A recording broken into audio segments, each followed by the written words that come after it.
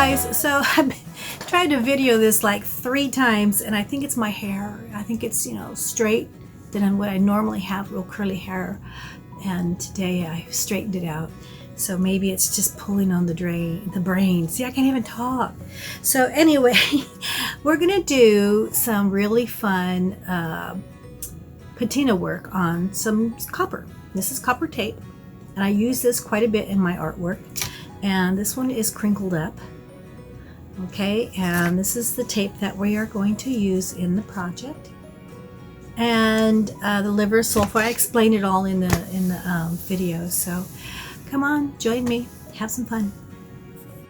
Hey guys, so today I want to show you how I patina my copper. And we're going to do the copper foil tape. And here's the roll. And you're going to need a glass bowl. And I like to use the liver sulphur extended life gel. This to me works the best. You can buy them in little chunks, and you pick off the little tiny pieces and put them in your water. But I like this stuff. I'll show you why in a little bit. And then you also will need some baking soda. You have to use this.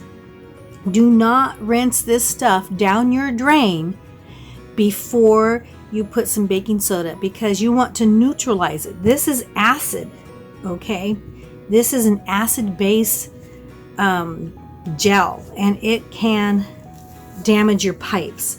So always do this before you run it down your sink. And I also, once I neutralize it, I also put some Dawn liquid in, just because it makes me feel better about putting it down the drain. I hate putting stuff down the drain, but sometimes you have to, and I don't use a lot of this, so I'm not putting a huge amount of garbage into my water. I have a paintbrush, just an old junky paintbrush, steel wool, and before you even do anything to your copper, you're going to want to wipe it off.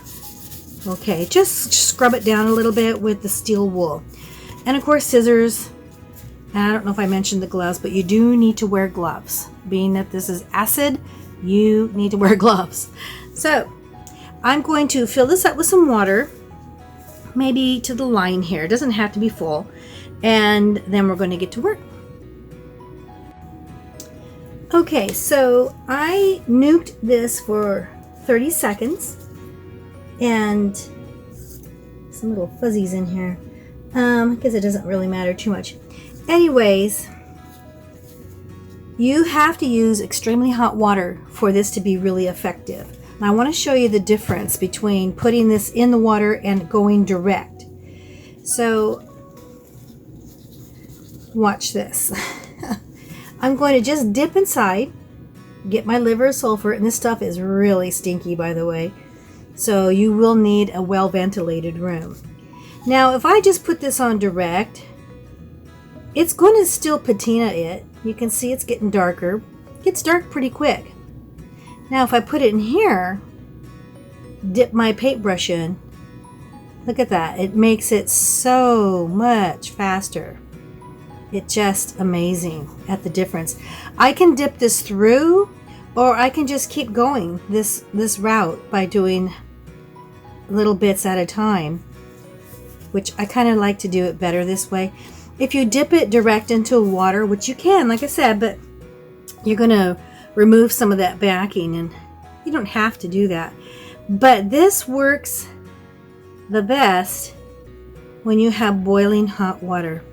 So what you're doing is you're kind of etching the copper. Okay? And it like removes a little layer on there, and it will get a little flaky.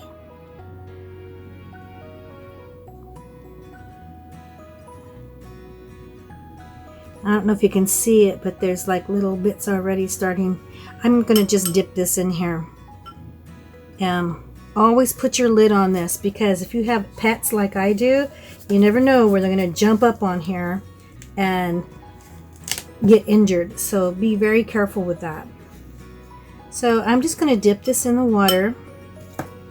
And even though I'm dipping it in water, it's rinsing it off, but it is not neutralizing the acid. Okay, So we want to, you can see little bits in there now, little chunks floating around. If I had put a resist on there, the copper would be pretty cool looking. And I'm just going to sprinkle this on here. And can you see it bubble? So the water is now a little bubbly. I don't know if you can tell, but it does bubble. When it's bubbling, that kind of tells you that it's releasing the, neutralizing it.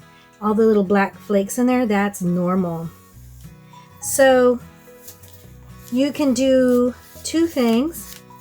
For one, you're going to wipe it off. See all the black stuff coming off? You want to get that off of there. You want to make sure all that black stuff is off. And you can sand it down just a little bit. You don't want to do too much because you don't want to remove the patina, right? So, there we go. I'm trying to keep the backing on there without it being too lifty. Okay, so that actually doesn't look bad. I really like the look on this one. I'm going to do a little bit right here. Just kind of get some more of that black residue off of there. There we go. Okay, I can leave it like this and let it dry. I can cut it. You're going to adhere this onto something else anyway, so you might as well, you know, do what you want there with it. And you can wrinkle it up. When you wrinkle it up like this, and you put it on your piece, whatever you're making, you can sand it down again. And what happens there is it makes the copper shine through again. So it gives you that detail. And it gives you not quite the pink copper that comes through, but it makes it look really, really fun. And you can keep going on that even if I wanted to. Once it's glued down, that black will stay in those little crevices, and then all the stuff on the top is going to be super shiny, really pretty.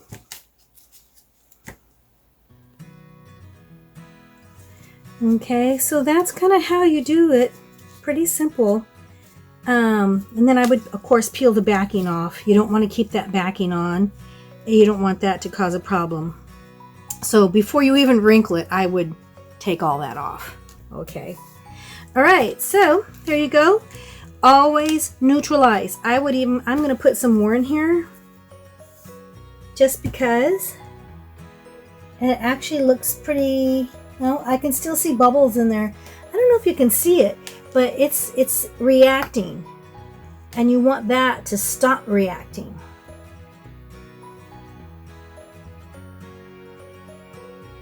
There you go.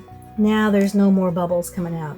So I'm pretty comfortable with this now as being neutralized. And as you see, I used very little of this. Very little. And I think that's because I brush it on. I like to use that instead of using a chunk because you waste all of that liver of sulfur otherwise. I'm kind of one that likes to hang on to things as long as I can, especially when they're kind of pricey. I don't remember what this cost me, but it's something, I don't know, 20 bucks, which really is not a lot when it lasts you for a couple of years, depending on what you're doing with it. So anyways, there you go. Time to clean up.